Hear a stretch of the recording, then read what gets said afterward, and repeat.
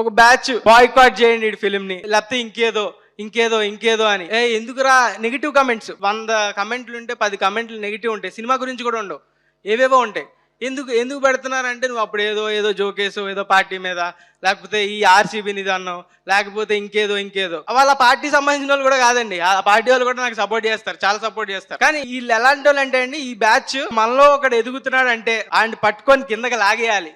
అసూయ ఓర్వలేక ఏదో ఒకటి అనాలి, ఇంటి తెప్పిపోవడం వాళ్ళ మాటలతో. వీళ్ళు మన చుట్టూనే ఉంటారండి, మన చుట్టూనే చాలా మంది ఉంటారు. వీళ్ళందరికీ మనం ఇగ్నోర్ చేస్తూ పోకూడదు, మాట్లాడాలి, అడగాలి. ఒకటి ఎదుగుతుంటే లాగేద్దాం అన్న వాళ్ళకి కానీ, నేనంటే ఇష్టం లేని వాళ్ళకి కానీ ఒకటే చెప్తున్నా, ఇదే నా వార్నింగ్. సెప్టెంబర్ 5th మీ అందరికీ నచ్చేస్తా, మీ అందరినీ ఎంటర్టైన్ చేస్తా.